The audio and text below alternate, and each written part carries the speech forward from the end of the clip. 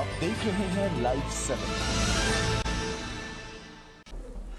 नमस्कार, लाइव 7 विशेष में आपका स्वागत है। मैं हूं ज्ञान रंजन। दोस्तों, दुर्गोत्सव समाप्त हुआ।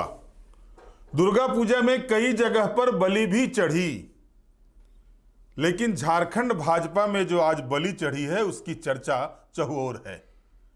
और ये बलि चढ़ी है रविंदर कुमार राय की। अब वजह क्या है, इसके पीछे रणनीति क्या है भाजपा की, ये तो भाजपा वाले ही जाने। लेकिन आपको ये जानकर आश्चर्य होगा कि आदित्य प्रसाद साहू को रविंदर राय की जगह पर कार्यकारी अध्यक्ष बनाया गया, लेकिन झारखंड भाजपा के एक भी नेता से इस विषय पर आलाकमान ने चर्चा नहीं की है। मेरे पास जो पुख्ता जानकारी आ रही है कि सिर्फ प्रदेश संगठन महामंत्री से इस विषय पर बातचीत हुई है, इसके अलावा किसी भी बड़े नेता से इस विषय पर बातचीत नहीं हुई। और सबसे बड़ा सवाल ये उठ रहा है और चर्चा भी ये है कि आखिरकार ऐसा कौन सा समय आया था, ऐसी कौन सी विकट परिस्थिति आई थी झारखंड भाजपा में कि रविंदर कुमार राय को समय से पहले ही कार्यकारी अध्यक्ष के पद पर टाटा बाय बाय कर दिया गया, बिना कुछ बताए, बिना कुछ जाने, और आदित्य प्रसाद साहू को उनकी जगह पर बैठा दिया गया। इसके पीछे की वजह क्या है इसके पीछे भाजपा की रणनीति, हम चर्चा करेंगे। लेकिन सवाल यह उठ रहा है कि अगर 2024 के विधानसभा चुनाव से पहले भाजपा ने कार्यकारी अध्यक्ष के पद का सृजन किया, जो कि भाजपा के संविधान में है ही नहीं, तो आखिरकार इन 6-8 महीने 10 महीने में ऐसा क्या कुछ हुआ कि फिर जो है सो रविंदर कुमार राय को हटा करके आदित्य प्रसाद साहू को लाया गया, जबकि झारखंड में फिलहाल चुनाव नहीं है और जो सत्ता में बैठे लोग हैं उनका सीना तो 56 इंच का है, जहां तक भाजपा को पहुंचना काफी दूभर है। अब बिहार में चुनाव है तो क्या फायदा मिलने जा रहा है एक वैश्य समुदाय के नेता को झारखंड भाजपा का कार्यकारी अध्यक्ष बनाकर, ये तो पार्टी के लोग ही जाने। लेकिन भारतीय जनता पार्टी के भीतर ये बातें चर्चा है कि लगातार जिन सवर्णों ने भारतीय जनता पार्टी को झारखंड में ऊंचा बनाने में, झारखंड में गति देने में अपनी महती भूमिका निभाई थी, आखिर उसके ऊपर ही तलवार क्यों चल रहे हैं, आखिर उसकी ही बलि क्यों चढ़ रही है। आपको याद होगा कि अक्टूबर के महीने में, पिछले साल अक्टूबर के महीने में, ठीक विधानसभा चुनाव से पहले, जब रविंदर कुमार राय के बारे में यह चर्चा आम हुई कि वो नाराज चल रहे हैं पार्टी से टिकट नहीं मिलने के कारण, तो हिमंता बिस्वा शर्मा जो चुनाव के सह प्रभारी थे झारखंड विधानसभा चुनाव के भाजपा के, उनके रांची स्थित आवास पर गए थे, उनको मनाने का प्रयास किया था। और ठीक 1-2 दिन के बाद अरुण सिंह जो राष्ट्रीय महामंत्री हैं, उनके हस्ताक्षर से कार्यकारी अध्यक्ष के रूप में रविंदर कुमार राय की नियुक्ति होती है। और उसके बाद चुनाव होता है। चुनाव परिणाम आपके सामने है। आपने भी देखा कि किस तरह से भारतीय जनता पार्टी को भारी नुकसान उठाना पड़ा झारखंड विधानसभा के चुनाव में।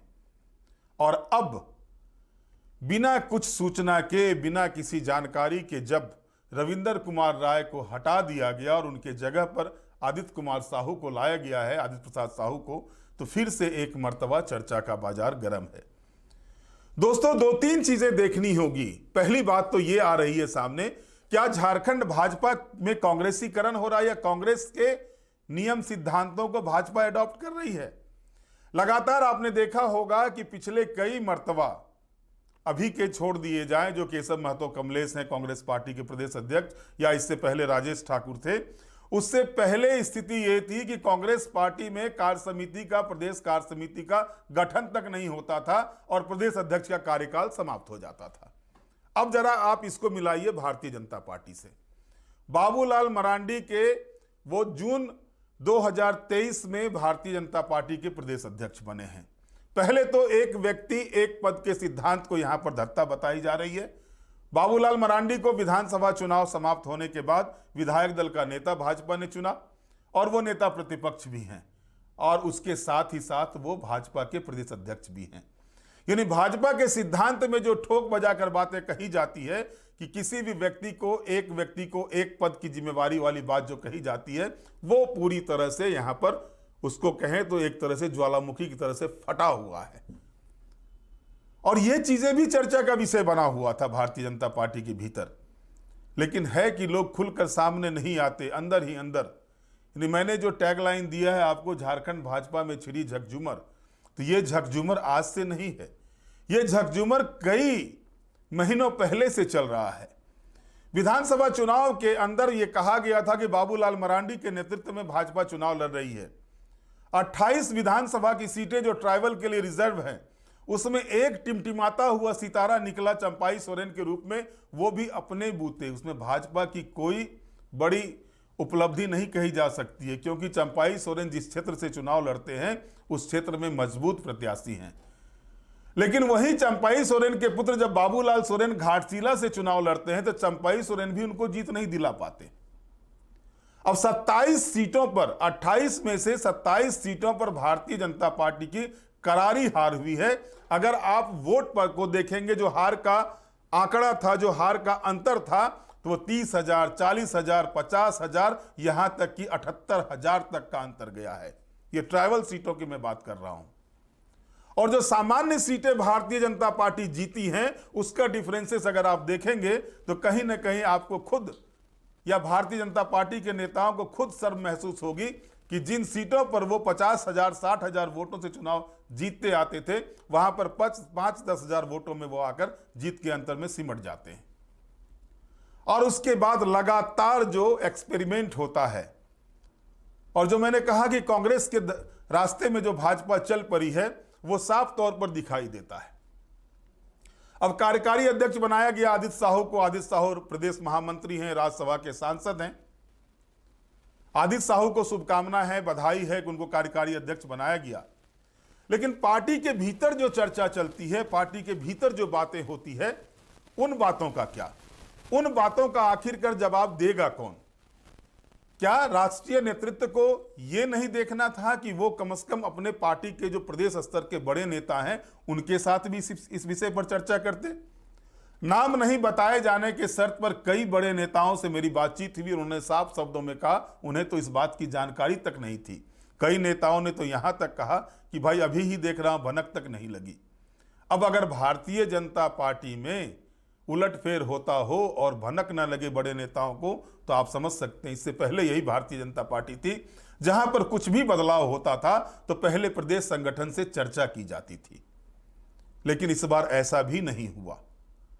हालांकि रविंदर कुमार राय ने शुभकामना दी है आदित्य साहू को, रघुवर दास ने शुभकामना दी है आदित्य साहू को, कई बड़े नेताओं ने शुभकामनाएं दी है। मजबूरी है, राष्ट्रीय नेतृत्व ने निर्णय लिया तो हिम्मत नहीं है किसी प्रदेश के नेता को उससे इतर जाके कुछ आवाज उठा सके। जाहिर है वो तो अपने सोशल मीडिया, फेसबुक, ट्विटर, जो भी इंस्टाग्राम, सब पर शुभकामना तो देंगे ही। लेकिन सवाल तो उठते ही रहते हैं। पहले हम आपको सुनवाते हैं कि आदित्य साहू ने क्या कहा। पहले आप सुन लीजिए, बाबूलाल मरांडी का ही बयान सुन लीजिए, फिर हम चर्चा को आगे बढ़ाते हैं। राजनाथ सिंह जी, राष्ट्रीय संगठन महामंत्री आदरणीय पीएल संतोष जी, आदरणीय सुनील बंसल जी समेत राष्ट्रीय सही महामंत्री के पदाधिकारी और राज्य के प्रदेश अध्यक्ष नेता प्रतिपक्ष आदरणीय बाबूलाल मरांडी जी, इस राज्य के प्रभारी आदरणीय लक्ष्मीकांत वाजपेयी जी, क्षेत्रीय संगठन महामंत्री आदरणीय नागेंद्र जी, संगठन महामंत्री आदरणीय करमवीर जी, पूर्व मुख्यमंत्री आदरणीय रघुवर दास जी, अर्जुन मुंडा जी, चप्पई जी, मधुपुरा जी समेत पूर्व प्रदेश अध्यक्ष गण, कार्यकारी अध्यक्ष आदरणीय रविंद्र राय जी समेत लाखों लाख कार्यकर्ताओं का प्यार और स्नेह, केंद्रीय नेतृत्व, राज्य के नेतृत्व को जो मुझे आशीर्वाद दिया है और जो जिम्मेवारी दी है, उसके लिए सभी राष्ट्रीय स्तर से प्रदेश स्तर के, बूथ स्तर के कार्यकर्ताओं को मैं दिल की गहराई से आभार प्रकट करता हूँ। धन्यवाद। कितनी बड़ी चुनौती देख रहे हैं? लेकिन लगातार मुझे लगता है 1980 से जब मैं गांव में मैट्रिक का परीक्षा लिखा था, उस समय ठंडा का मौसम था, चुनाव हो रहा था, तो गांव के लोगों ने कहा कि आप लोग को पर्ची काटना है। और रात में चौक में पुआल के गांव से हम लोग पर्ची काटने लगे और लोगों को भय था कि दूसरे दल के लोग आके कहीं गांव में पैसा नहीं बांटे। इसलिए हम लोग उस ठंडे के मौसम में 1980 में पार्टी ने पर्ची काटने का जिम्मेवारी दिया था संगठन के लोगों ने। और उसके बाद लगातार धीरे धीरे मंडल में रहा, जिला में प्रदेश जिला कार्य समिति में रहा जिला का सदस्यता प्रभारी बना, जिला का उपाध्यक्ष बना, रांची ग्रामीण जिला का दो बार जब छुट्टी रांची संयुक्त का उसका अध्यक्ष रहा, 4 बार प्रदेश कार्य समिति का सदस्य रहा, प्रदेश का उपाध्यक्ष रहा, प्रदेश का दो बार संयुक्त महामंत्री आज तक था। और इन सारी जिम्मेवारियों को मैं भगवान से, अपने माता पिता से, पूर्वजों से ये आशीर्वाद मांग करके कि भगवान जो इतना बड़ा संगठन दुनिया का है, देश का है, तो इस संगठन ने मुझे जिम्मेवारी दी है, मैं इसका निर्वाह ईमानदारी पूर्वक करूं और काम के दौरान किसी प्रकार कोई कलंक न लगे, बदनामी न हो, और जो मेरा ध्येय है उसमें कहीं कोई खोट न पहुंचे। सेवा के भाव से गांव से काम करते करते आज आपके बीच खड़ा हूं। और हम जैसे गांव का कार्यकर्ता आज भी गांव के घर में बैठा हुआ था, क्योंकि मेरा शहर में कोई घर नहीं है। उसी गांव में सूचना मिली राष्ट्रीय संगठन महामंत्री आदरणीय BL संतोष जी के द्वारा कि आपको जिम्मेवारी दी गई है, इसका निर्वाह आप करेंगे, बढ़िया से इस पार्टी को आगे बढ़ाएंगे।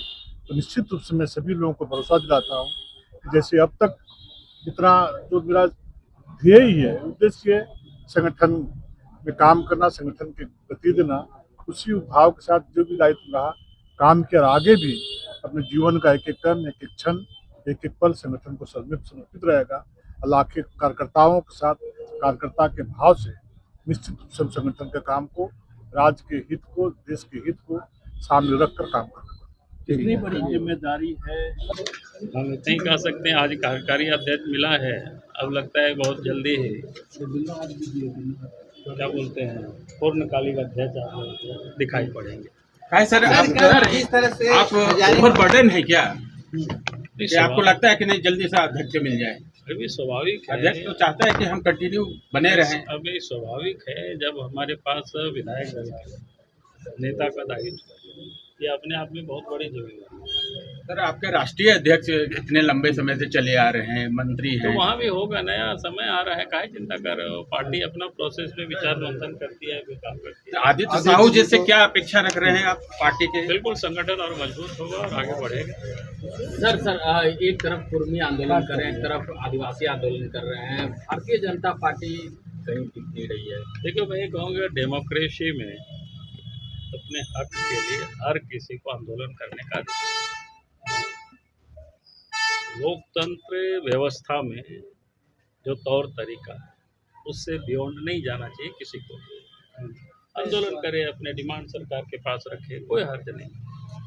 लेकिन आदिवासी संगठन तो विरोध कर रहे हैं कुर्मी समाज का, वो मैंने क्या कहा कि विरोध करना या सपोर्ट करना, ये लोकतंत्र में एक स्वाभाविक प्रक्रिया। लोग आंदोलन करते हैं, अपने डिमांड रखते हैं। तो बीजेपी का कुछ स्टैंड भी तो होना चाहिए सर, हम सपोर्ट में है या नहीं है, क्योंकि यार खतरे का एहसास हो रहा है। देखिए पहली बात मैं कहूँगा कि भाई बीजेपी हर हमेशा ये मानती है कि संविधान में एक प्रक्रिया बनी हुई, किस जाति को किस कैटेगरी में रखना, तो उस प्रक्रिया के तहत सतत ये काम चलते रहता है। इसलिए आप देखे होंगे कोई भी जाति को एक साथ ना जोड़ा गया है, ना एक साथ हटाया गया है, कालांतर में सब चलते रहता है। तो इसीलिए सरकार के पास ये सारी जिम्मेवारी रहती है, वो समय समय पर उसको देखते रहती है कहाँ क्या डिमांड आया, किसको किस प्रकार से करना। जो हमने कहा कि जो एक प्रक्रिया है, उस प्रक्रिया का ही फॉलो सब लोग करते हैं, कोई भी केंद्र सरकार हो, क्योंकि डिमांड आज की नहीं है, डिमांड पहले से चल रहा है। अभी आपने सड़क पर देख रहे होंगे आंदोलन कर रहे हैं, तो हमने कहा कि भाई आंदोलन कोई किसी का कोई विरोध नहीं करता आंदोलन का, लेकिन आंदोलन शांतिपूर्ण ढंग से लोकतांत्रिक प्रक्रिया के तहत ही होनी चाहिए। बस सर हजारीबाग में जो घटना घटी है, आपके पुत्रवधू और अरे यार जो भी घटना हुई है हम देखेंगे क्या घटना है। तभी आपने सुना आदित्य साहू को, बाबूलाल मरांडी को। संगठन का निर्णय है, संगठन ने बड़ा दायित्व दिया है, एक छोटे से कार्यकर्ता को इतनी बड़ी जिम्मेवारी दी है, जो बातें अमूमन सभी नेता कहते हैं। लेकिन सवाल उठ रहा है कि झारखंड में चुनाव नहीं है, झारखंड में भाजपा का संगठनात्मक चुनाव अब तक संपन्न नहीं हो पाया है। बाबूलाल मरांडी जब से प्रदेश अध्यक्ष बने हैं, कार्य समिति का गठन नहीं हुआ है। जहां तक मुझे जानकारी है कि जुलाई महीने तक कार्य समिति की बैठक तक नहीं हुई। एक देवघर में बैठक हुई थी 2023 में, वो दीपक प्रकाश जब अध्यक्ष थे उस समय, उसके बाद बैठक तक नहीं हुई है। एक चुनाव हो गए, दो चुनाव हुए, माफ कीजिएगा, लोकसभा के भी चुनाव हो गए, विधानसभा के भी चुनाव हो गए। अब अगर चुनावी आंकड़ा यह कहता है कि रविंदर कुमार राय को पद से हटाया जाए, उनके जगह पर दूसरे को लाया जाए, तो किस भी हिसाब से? अगर आप विधानसभा चुनाव के परिणाम को देखेंगे तो उत्तरी छोटा नागपुर प्रमंडल ने, जिस प्रमंडल से रविंदर कुमार राय आते हैं, उस प्रमंडल ने भारतीय जनता पार्टी को सबसे ज्यादा सीटें दी है। यानी कहें तो प्रतिष्ठा उसी प्रमंडल ने भारतीय जनता पार्टी की बचाई है। चाहे वो हजारीबाग जिला के अंतर्गत आने वाले, लोकसभा क्षेत्र के अंतर्गत आने वाले विधानसभा की सीटें हो, या फिर गिरिडीह या फिर कोडरमा, इन क्षेत्रों से जो विधानसभा की सीटें आती हैं वहीं पर प्रतिष्ठा बची है। बाकी राजधानी रांची की स्थिति आप देख लें, कांके जो सबसे सुरक्षित सीटें थी भारतीय जनता पार्टी के लिए, कांके जो सबसे कहा जाता था कि सब सीट भाजपा हार जाएगी लेकिन कांके सीट नहीं हार सकती है, वहां से भी भारतीय जनता पार्टी को हार का सामना करना पड़ा। तो आप समझ सकते हैं कि स्थिति क्या थी। मांडर की सीट हो या फिर जितने भी ट्राइबल की सीटें हो, लोहरदगा हो, सिसई हो, गुमला हो, जो दक्षिणी छोटा नागपुर के अंतर्गत आता है, हर सीट पर भाजपा की नाकामी सामने आई है। खूंटी और तोरपा जैसी सीटें हारी है। हटिया और रांची, ये 2 सीटें बचा पाई। अब आप समझ सकते हैं कि ऐसी स्थिति में अगर गर्दन कटता है सिर्फ रविंदर राय का, तो यह कहां का न्याय है? क्या भारतीय जनता पार्टी ने रविंदर राय के साथ न्याय किया, या फिर विधानसभा चुनाव के समय भारतीय जनता पार्टी को यह महसूस हुआ कि रविंदर राय अगर नाराज हो जाएंगे तो उत्तरी छोटा नागपुर प्रमंडल में उनको हानि हो सकती है, चलो उनको कार्यकारी अध्यक्ष बना करके समेट लिया जाए। और शायद अब तो यही लगता है कि उनको एक झुनझुना थमा दिया गया था कार्यकारी अध्यक्ष के रूप में, और साल भर भी उनको उस पद पर नहीं रहने दिया गया। और अगर चुनाव परिणाम ही इसका तकाजा है तो जाहिर है कि इस पर तलवार और भी नेताओं पर गिरनी चाहिए। आखिर बाबूलाल मरांडी पर क्यों नहीं? बाबूलाल मरांडी 2 पद को सुशोभित कर रहे हैं। क्या भारतीय जनता पार्टी के पास एक प्रदेश अध्यक्ष के लायक कोई नेता नहीं है कि उनको ही विधायक दल का नेता और प्रदेश अध्यक्ष बनाए हुए हैं? अब रही बात, दूसरी पहलू यह आती है कि वैश्य समुदाय से आदित्य प्रसाद साहू आते हैं। पिछड़े समुदाय का वोट झारखंड में बहुत ज्यादा है, और पिछड़े समुदाय को साधने के लिए राष्ट्रीय नेतृत्व ने आदित्य साहू को प्रदेश अध्यक्ष बनाया है।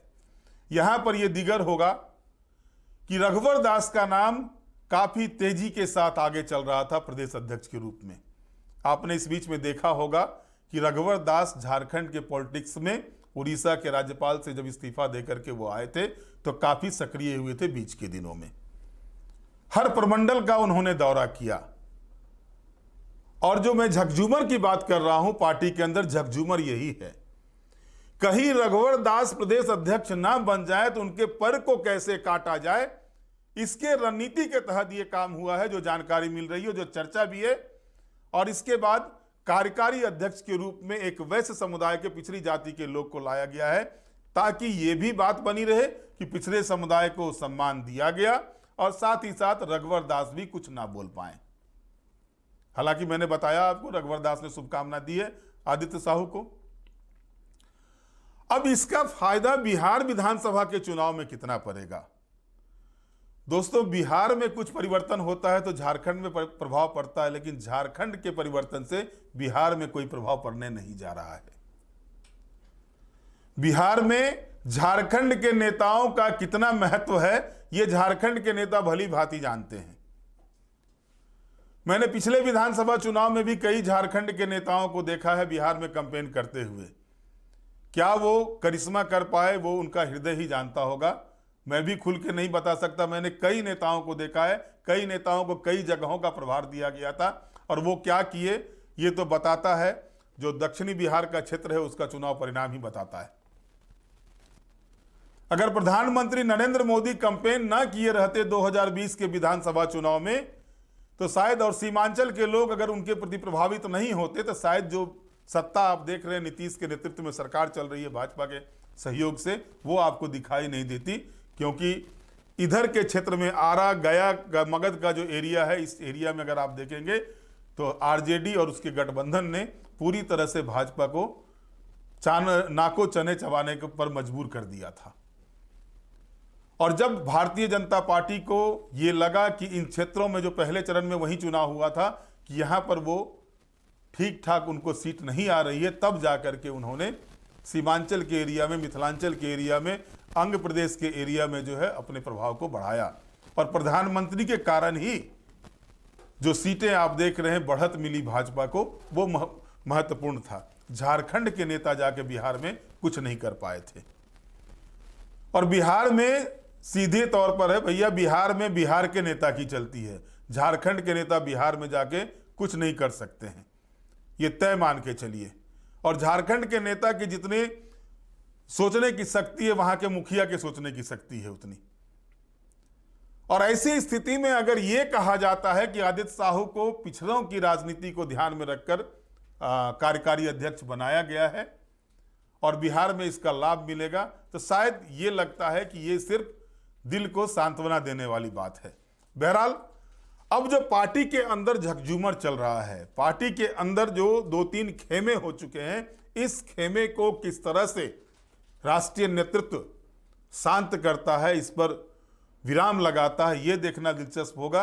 सामने कुछ नहीं दिखाई देता, लेकिन जो ये संधि बली हुई है भारतीय जनता पार्टी के अंदर में, इस संधि बली का आगे क्या परिणाम होगा, ये देखना दिलचस्प होगा। या फिर आगे कार्यकारी अध्यक्ष से अध्यक्ष के रूप में ही प्रमोट किया जाता आदित्य साहू को, ये भी देखना दिलचस्प होगा। बहरहाल आज के विशेष में इतना ही। आप हमारे साथ जुड़े रहें, हमें लाइक करें, सब्सक्राइब करें। बहुत बहुत धन्यवाद। नमस्कार।